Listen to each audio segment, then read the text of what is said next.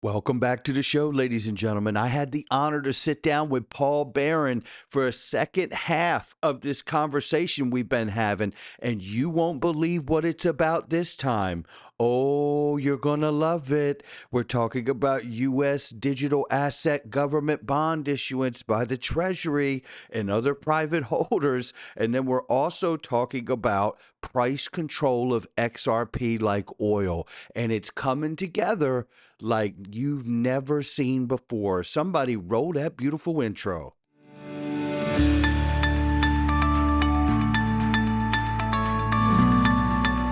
Digital Perspectives with Brad Kimes. Come on in.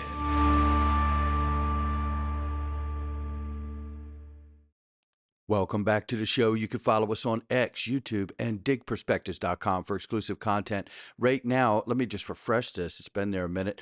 $3.85 trillion market cap for crypto. The market's off 0.4%. Just keep in mind the entire market is down.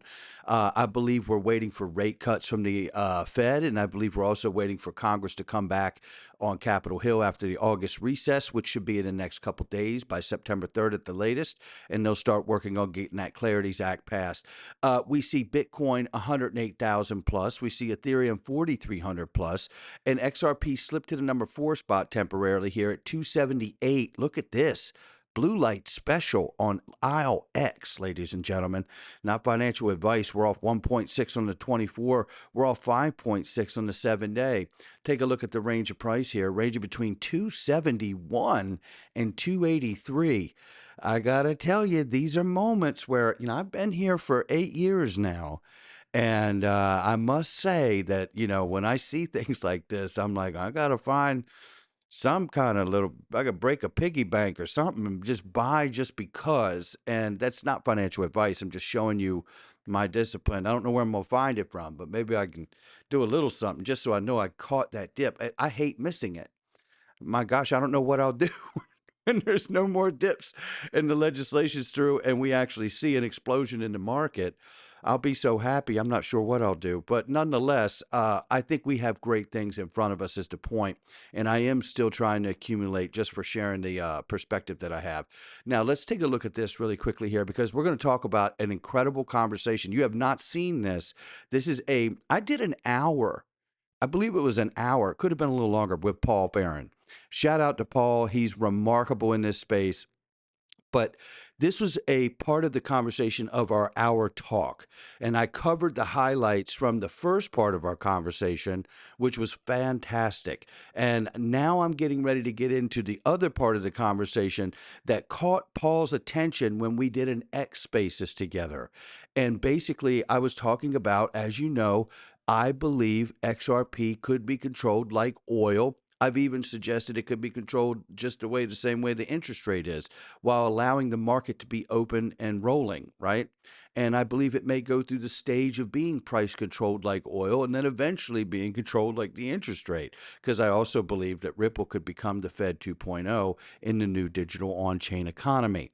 Now, with that being said, before we open this conversation up, I have to come back here because Paul brings up a very good point. And before we let some of this conversation go, you have to understand the point that Paul's making here. So listen to what he says right here. This is kind of interesting because the Trump administration, when you and I were talking on Twitter and X about this, and you were kind of talking about price controls, I went in and I was like, wait a minute, there might be something that's somewhat close to this right now, because the Trump administration they issued the EO, which is called the Strengthening, I think it's called the Strengthening America Leadership in Digital Financial Technology, something like that. You guys can look it up out there. But it happened early, and he revoked all the restrictive policies that were prior to it, the framework, because that was the issue that was going to really drive it. Now, before we go any further, he's exactly right about that. And I want to bring this up and show you the executive order. So if I could, he's absolutely right. It's the Strengthening American Leadership in Digital Financial Technology. And what he highlights in here is how, and I'm not going to read the whole thing to you, but I'm just going to show you the revocation of executive orders from the Department of Treasury framework from 2022 that was put in place to inhibit the growth and the adoption of this technology. That's how harmful the Biden administration was. And then there's other things cited as being rescinded as well, right? And it points to the agencies where they want to go into to fix all of this. And it's the Treasury, the Attorney General, Secretary of Commerce, which they've already announced they're going to put the GDP, the gross domestic product, on the blockchain, right? Secretary of Homeland Security. We got Management and Budget Office, right? You got President of National Security Affairs, the assistant to the president. And then you have all these other agencies respective, right? And then look, Securities Exchange Commission, which we see them doing an about face, the CFTC. All of this is listed. And I want to show something else in here to Paul's point. When it talks about in this order, it says, shall propose a federal regulatory framework governing the issuance of operation of digital assets, including stablecoins, in the United States. It goes on to say, report shall consider provisions for market infrastructure, oversight, consumer protection, and risk management. That market infrastructure isn't just for crypto assets, it's for the tokenization and the upgrade of the entire financial system. And that's what I think some people still miss. And that's what we're talking about here. And then the working group with the potential creation and maintenance of national digital asset stockpile, right? The purpose, criteria, and for establishing such a stockpile potentially derived from cryptocurrencies lawfully seized by the federal government through its law enforcement. And when we talk about other ways to get those as well. And then on issues affecting national security, obviously, right? But I also want to go down here a little further, or in this other section here. And I did show you the list of those agencies, the respective agencies. So you can see all of the things that are there to come together for this conversation. Now, let me get back here, right? Let me get back here and let some of this go, because Paul is fantastic. Take a listen. And then I think it went into like the Treasury Borrowing Advisory Committee, which is, they were discussing kind of this impact of digital asset markets and the growth of it, what we were going to see. What this would allow would be tokenized bonds, as I understand it, by private entities. Okay. So when you mentioned that, I was like, wait a minute. So this is regulatory framework. And before he goes any further, and I hate to cut in, but he's making really great points. Ondo Finance, listen to what he just said. Committee, which is, they were discussing kind of this impact of digital asset markets and the growth of it, what we were going to see. What this would allow would be tokenized bonds, as I understand it, by private entities. Ondo Finance is tokenizing U.S. Treasury bonds on the XRP ledger in conjunction with BlackRock. And there's people out here that believe BlackRock's not going to file an XRP spot ETF. Not on your life. Are you kidding? Of course they're going to. Okay. So when you mentioned that, I was like, wait a minute. So this is regulatory framework for possibly if you compared price control to oil model comparison. Okay, explain your thesis on this, because that got me really thinking. Yeah, and thank you, by the way. And by the way, I take all of this speculative stuff whenever I can and bounce it off of people like yourself or the Honorable Christian Carlo, former CFTC chairman on stage at XRP Las Vegas the last couple of years, or anyone else I can get a hold of, because I always want to see, is there validity here? Is there something here? Because, a real store of value token, no matter what it is, has to be something that has a reliable store of value and level. Look, I mean, a real currency is three things: store of value, a medium of exchange, and then what's the other one? There's like one more stipulation to it: a unit of account. So those things make up a currency. So what I see is XRP, which is not a security by law, right? And it is, I believe, a commodity that is working its way to become a currency. That's very important to understand, because I think that's exactly what's happening.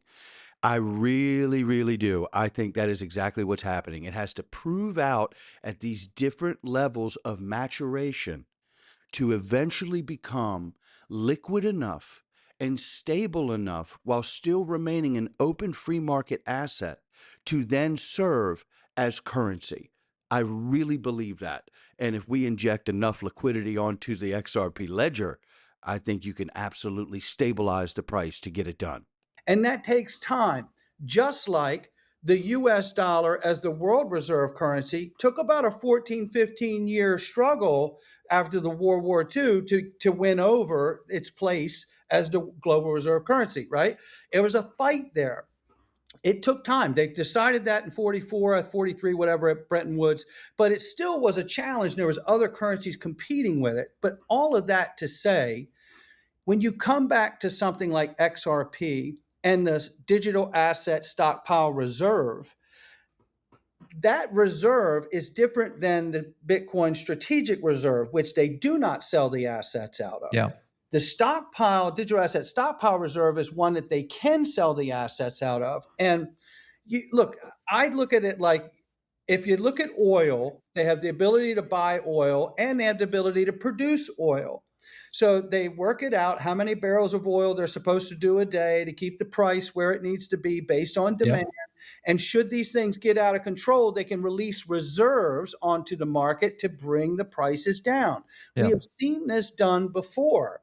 If we just look at the XRP escrow, they have a release of 1 billion a month, and they choose how much to keep out for operating expenses and to incentivize the network and partners on that network. And then the rest goes on the back end of that escrow. Imagine when they want to price control, if it's treated like oil, they could determine to not release any on a given month, right? They could determine we're not going to release any XRP this month because there's enough liquid XRP on the market to serve the needs of all the people and participants that need to use the network. And then month by month, they can decide whether they need to release more or less to get the price ultimately where it is, because it would force the participants on the network to buy up the XRP they would need on the daily, whether they're serving ETF products they're selling, whether they're serving corporate treasuries they're acquiring assets for, or whether you're a market maker that's making payments every day, or maybe you're Hidden Road doing clearing and settlement to the tune of $3 trillion. If Ripple is the steward of the escrow and they become a nationally chartered bank and have a Federal Reserve master account, then they can really control the escrow released just the same way that OPEC releases a certain amount of barrels of oil production every day. It's really not complicated to kick this model into gear once all the legislation becomes law. But let's keep listening. Now, if you complement the digital asset bond issuance, I believe by the US Treasury and maybe even private issuers like you're talking about here, what you're going to see is a brand new bond issuance. And what does that do? Well, if you go back to the 0809 crisis, it was a real estate default swap crisis. Exactly. Yeah. This time it's a money crisis. The money problem is at the doorstep of the central banks and they can't print their way out of it. So what's the answer? Make new money. This is what has been lost, I believe, in the largest macro sense on this entire crypto space. The idea is that the central banks are in trouble. They cannot print their way out of this trouble. So they have created an entire new asset class to get theirself out of this problem. Don't believe it. It's still true. Mm-hmm. What's new money? New bond market, new digital asset market. You can't have new money unless you have a bond market. Every monetary system, the backbone is a bond market. So that brings us up to today. If they issue US digital asset bonds for Bitcoin, XRP, Solana, ADA, especially US domiciled assets, for me, then that is a chance not only to acquire it without costing the taxpayer a dollar, Exactly. but revenue share with that taxpayer. And I look at this like wartime bonds because that is exactly what I'm getting at, because Trump is already starting to show these, stripes on this zebra that he loves to go. I mean, he's doing this with a couple of companies, including Intel. Yes. And that is trying to own a percentage of the company, because they're bailing them out mainly. Let's just be clear. They're bailing them out with a lot of these bonds and additional funding, federal funding to kind of keep them in the game for chip manufacturing, totally required there. But if you kind of look at what OPEC has been doing with oil price control tactics, which they've been doing forever, We are on the petrodollar, guys. That's just no. We are on the petrodollar. To his point, because he is exactly right. That is the reason for this conversation, is to get the United States so they're not dependent on the petrodollar, which is an agreement with OPEC and Saudi Arabia to exclusively trade all barrels of oil in the US dollar for protection, military protection of their countries. And at this point, they have broken the exclusivity of that agreement by using digital yuan, $30 billion deal to sell oil to China, right? And we realize, our administration realizes we better fix this because they could handicap us and they could crush us and our way of life. Because if there was a huge bond dump on all of us, it could collapse our dollar and our way of life. That's a fact. Now, it could harm them too, which is why those countries haven't done it yet, which is why this is the window to get it fixed. How do you fix it? You switch the bond holder from the countries holding the bonds. You switch that to the private issuers that are holding stable coins and issuing stable coins. And the stable coin issuers become the dominant. You don't need the reliance on other countries for the petrodollar agreement, and you still maintain the US dollar dominance as a global reserve currency for the world. That's where we're going. That's why this is happening. And this is why I tell you with confidence that that Clarity Act is going to pass, because it's not up to you and I to get rich. And we will in the process. God willing, and the river don't rise. But I could tell you, what I'm seeing here is that it has to pass because of that conversation that you never hear anyone really discussing, because that's the real reason we're in this new digital world. And OPEC is one of the big core components. So if you think about how oil price is controlled, and then you look at the supply control on XRP, all right? Ripple Labs holding, a significant amount of the escrow. Obviously, if they were to release them gradually to retain and maintain price stability, this would get interesting. How would this play out if, in fact, we do get these wartime, think of it as wartime bonds, because we are going to be in a financial crisis at that time? How would this play out for the treasury of XRP? Well, that is the question that a lot of XRP family members are really sticking around to find out about, right? Because it's a special thing to have the XRP escrow and know that these reserves are here. Yeah. What if, I mean, there's a myriad of scenarios, right? We can't exactly know how it'll happen. So we're speculating for everybody. But let's look at one way, right? So the escrow, let's say Ripple gets the national charter banking license and the Federal Reserve master account. Yes. All right. So that's number one. That's important. So now the escrow is like a lender of last resort to a new central bank. Yeah. Okay. That's right there. And that would be, by the way, a bank to serve other banks. You and I will not be opening an account there. Got that. We also know that the Anti-CBDC, Anti-Surveillance Act shuts the door on the Federal Reserve participating, which I personally feel why Jerome Powell's been so difficult to work with President Trump that reason to cut the interest rates. Yeah. Exactly. Because they know you're not letting us play in the new monetary system, right? Yep.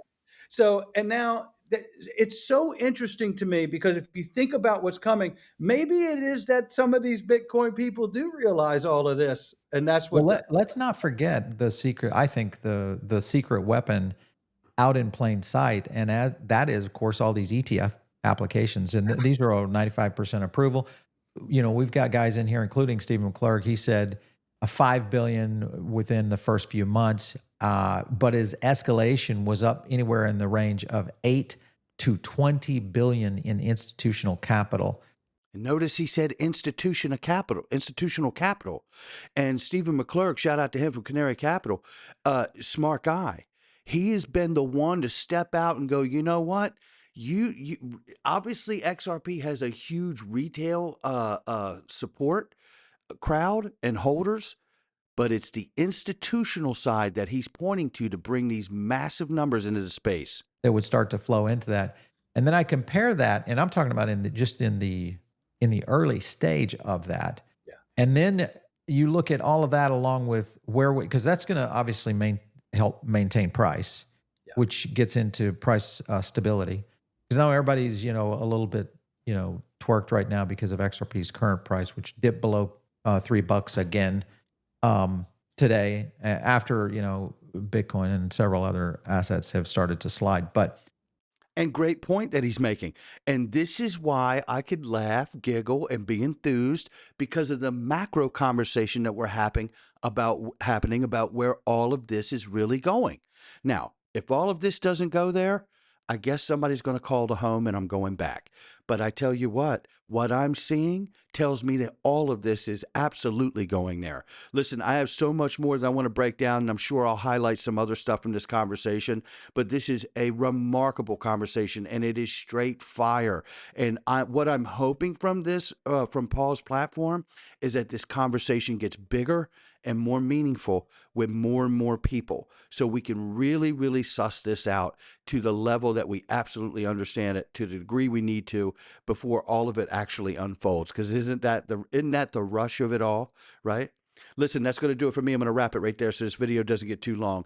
Make sure you hit the like and subscribe, share with somebody you know, and don't forget, we're going into the freedom zone. Listen, I hope you will join us today. Click the button underneath any video and join us on YouTube, Patreon, or X, wherever you prefer. Same price, same perks, all daily videos with 0 Google ads. It's worth the price of admission right there. And then we also hit some extra content to go along with it. And today we're going to do that as well. So I hope you will join us inside. And just so you know, it came up the other day, and every so often I go here because I can't find anybody to refute it. Did we ever go to the moon and walk on the moon? Well, we're going to tackle it today. I hope you join us in the Freedom Zone. This one's going to be fun because it always is. Everyone has an opinion about this. I hope you will join us. So, not financial advice from me or anyone else. Come on in.